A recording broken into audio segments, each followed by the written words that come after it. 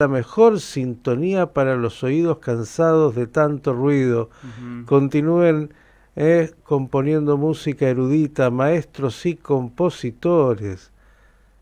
Qué bello mensaje, Herberto. La verdad, Ujú. más que eso no se puede pedir. Y nos escribe, dice, de São Lourenço, Minas Gerais, Brasil. Ah, Ahí está qué lindo. el querido Herberto, claro. Y además los brasileiros, que Ujú. son gente tan alegre, tan linda. Aquí Semlevi dice Sukkot Shalom para todos, desde Sefarad, Ujú. desde España que está con nosotros. Qué lindo, gente desde Brasil, de España, de México, de cada lugar del mundo, en esta gran familia llamada Radio High. Julius, desde New York.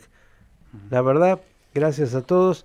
Yo les dije que tenemos un tema muy importante para poder analizar y lo haremos con alguien que siempre nos puede dejar mucho para pensar. Lo presentamos.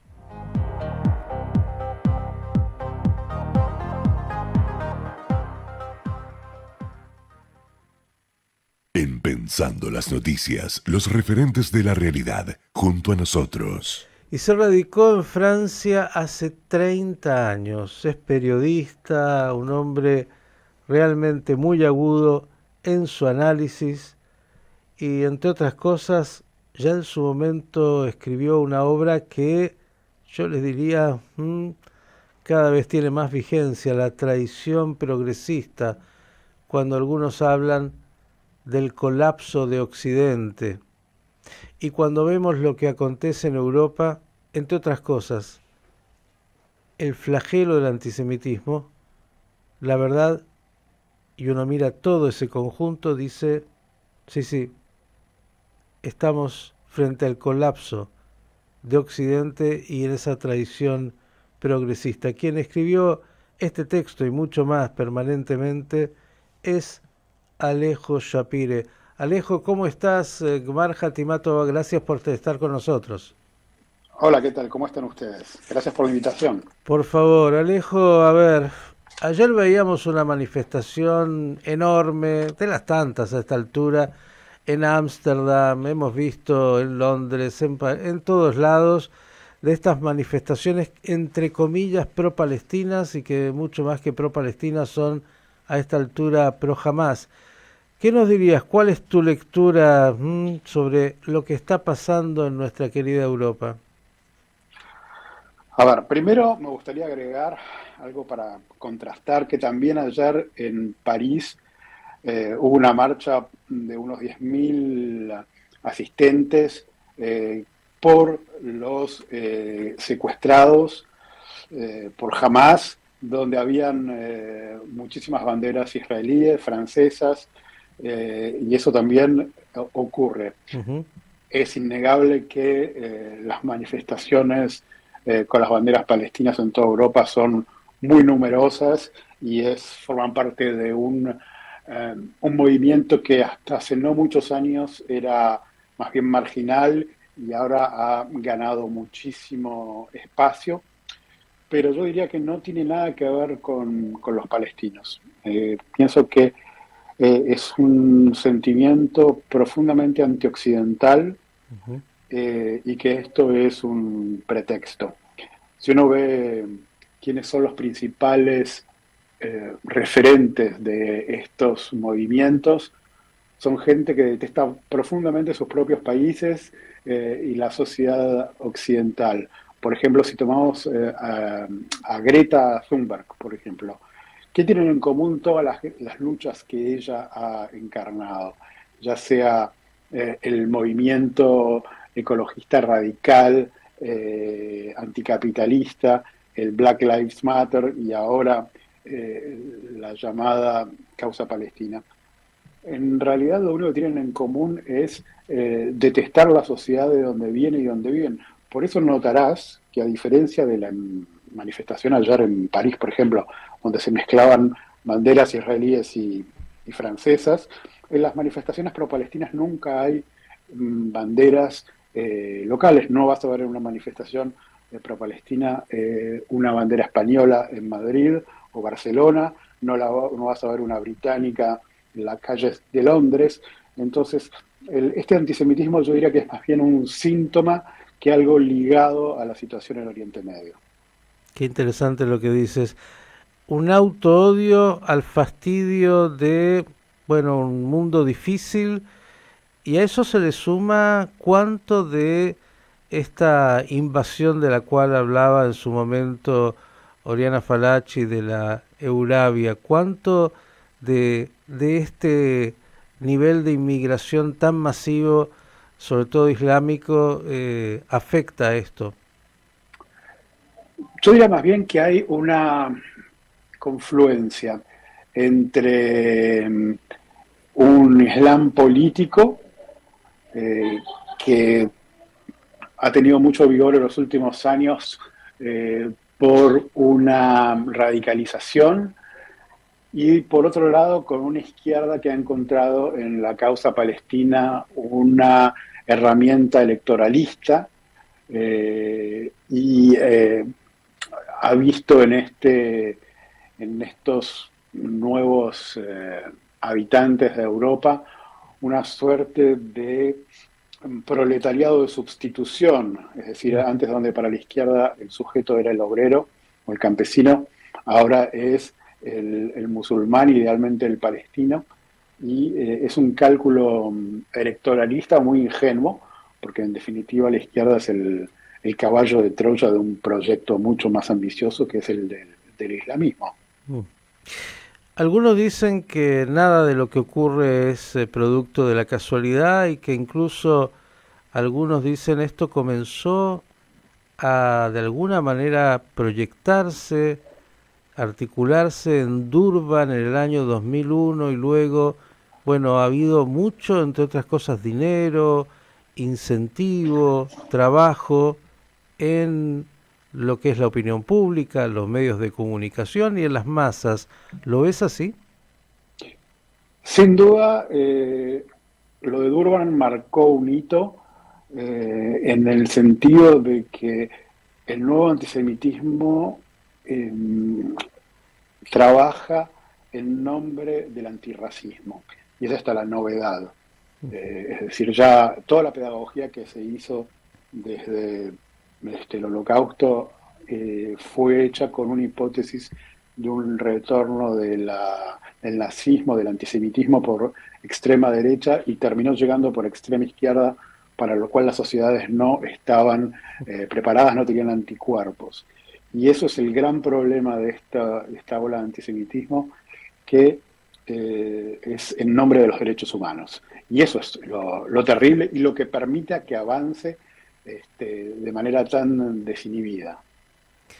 ¿Cuánta complicidad hay por parte de algunos gobiernos? Pienso en España, pienso, bueno, Macron con el Estado palestino, en general hay unos cuantos, no sé si por ideología o por justamente intereses electorales o por miedo. ¿Cuánta complicidad hay?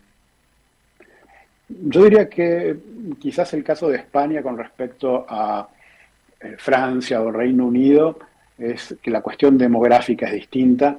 En España diría más bien que el tema pro-palestino tiene que ver con la voluntad del gobierno de distraer con respecto a los casos de corrupción que lo acosan y lograr una unión con la extrema izquierda de la cual depende su gobierno. En Francia y en Reino Unido diría más bien que es una cuestión de peso electoral, donde la izquierda antiimperialista, entiéndase anti-Estados Unidos y anti-Israel, porque otros imperialismos no les importa para nada, han decidido que electoralmente el futuro está en estas jóvenes poblaciones para las que esta causa es vital. Y bueno, sí, hay una gran dosis de cálculo electoral. Alejo, y en esta narrativa antiimperialista y antinorteamericana, ¿se llega a romantizar, por ejemplo, a Rusia y su invasión a Ucrania? Porque digo, parecería que el único tema que existe en estas enormes masas en Europa es el tema de la guerra en Medio Oriente y en particular en Gaza, pero tienen ahí en las puertas, afectando de manera directa a su realidad en Europa, la invasión de Rusia y lo que es esta guerra interminable, pero pocas manifestaciones veo. ¿Es así?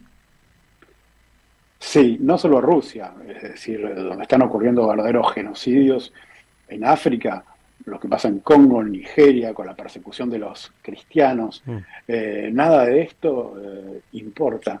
Y el antisemitismo está en esa selectividad obsesiva que tienen con este pequeño país. Este doble estándar es extremadamente revelador. No importa lo que haga Rusia con Ucrania, no importa lo que haga China con su minoría uigur musulmana, no importa las masacres que hayan en nombre del Islam en África. Eso es muy claro para entender que aquí no se trata simplemente de solidaridad contra un pueblo perseguido, ni mucho menos. Esto es simplemente una instrumentalización de otras cuestiones que ya mencioné, como un problema con sus propios países, con sus propias identidades, de un occidente que sospecha de sí mismo, que está avergonzado de su historia y que trata de purgar sus faltas durante el colonialismo y el imperialismo a través de lo que cree que es su prolongación actual en el Estado de Israel. Ingenuamente pensé que luego de los anuncios de el plan de Trump y la posibilidad hoy, ¿no?, de que se arribe finalmente a un acuerdo para, yo lo voy a denominar, cese al fuego, desarme del Hamas, todo lo que sabemos y el regreso de los secuestrados, bueno, esas manifestaciones tendrían como por lo menos una pausa para ver si esto se plasma en una realidad y el odio contra Israel, bueno, se aplacaría, pero no ha sido así en estos días. ¿Te parece que más allá de que se llegue a un acuerdo con Hamas y con la reconstrucción de Gaza, esto va a continuar? Yo diría que el discurso de la izquierda occidental, sobre todo la radical, que es la que más está pesando dentro del movimiento pro-palestino, está más intransigente que jamás. Es decir, ahí donde jamás dice que a priori está favorable a este acuerdo y quedan por arreglar detalles, la izquierda radical no quiere saber nada. Porque nada, se han radicalizado de tal modo que han terminado completamente con un discurso que es abiertamente por la desaparición de Israel y con lo que eso implica. Así que no sé qué va a pasar. Lo que sí es muy llamativo es cómo en realidad cuando se habla de la causa palestina se está hablando de otra cosa. Están hablando de problemas que tienen que ver con las propias sociedades occidentales que encuentran acá, que expresan acá un síntoma de un malestar propio de esos países. La traición de Occidente. Te voy a contar una anécdota personal.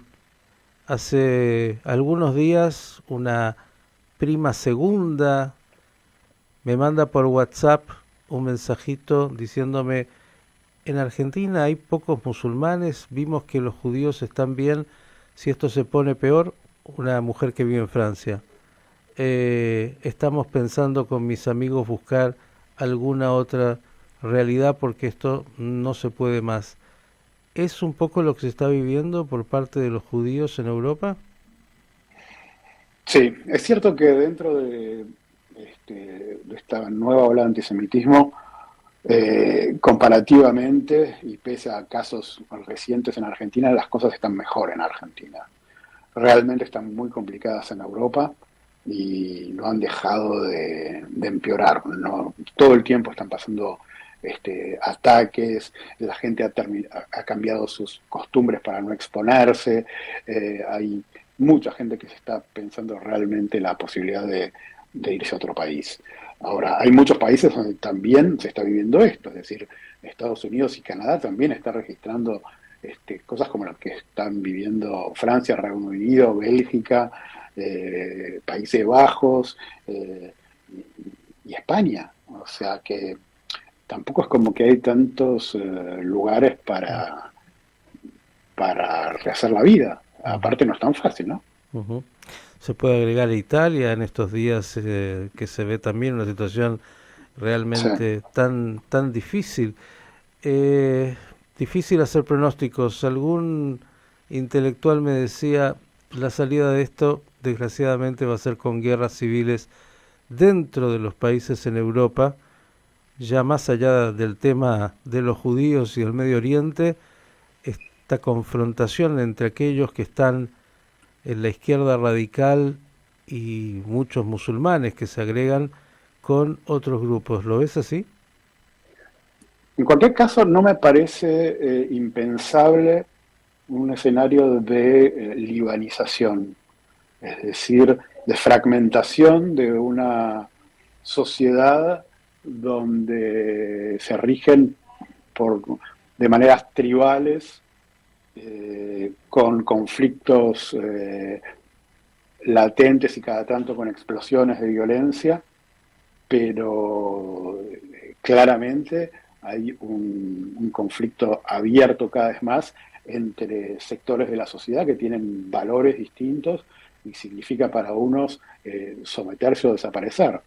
Entonces es muy difícil pensar que eso va a solucionarse a través del diálogo. Y como paradoja, esto trae que la extrema derecha aparece con mucha más violencia, ¿no? Están pasando dos cosas. Por un lado, la extrema derecha que ha evolucionado y se ha desligado. Por ejemplo, el Frente Nacional tenía con Jean-Marie Le Pen una tradición más. Uy, me parece... Hoy Sí. el sucesor de ese partido, que es comandado por la hija, por Marine Le Pen, Ujú. es más bien sionista. Entonces, hay algunos factores que están cambiando. Lo que sí es que el antisemitismo por izquierda ha desinhibido al antisemitismo por derecha. Es decir, gente que sabía que pasaba vergüenza en público cuando decía cosas antisemitas del viejo antisemitismo nazi, ahora se siente autorizada a reactivar eso porque de todas maneras ya es lícito pegarle al judío. Claro, parecería que la izquierda tiene una pátina de credibilidad, como dijiste, los derechos humanos, los valores, siempre son aquellas banderas que ha enarbolado, con lo cual, bueno, ahí se justifica. Entonces también, ya de paso, el resto dice estamos en el lugar correcto con el antisemitismo y con lo que se vive. Alejo, agradecerte enormemente. La verdad es que te vamos a seguir convocando y molestando porque miramos con escozor, preocupación y angustia. Esta es la palabra que creo que muchos sentimos, además de incertidumbre respecto del presente y el futuro en esta Europa que ya ha tenido dos guerras que han sido las que marcaron a la humanidad y parece que está viviendo una tercera, como decía el Papa Francisco, de pequeña o de baja intensidad, pero que está ahí como parte de un contexto más amplio. Esperemos mejores noticias. Gracias. Gracias a vos por la invitación. Que estés bien. Alejo Shapire, clarísimo. Me parece que deja mucha tela para cortar.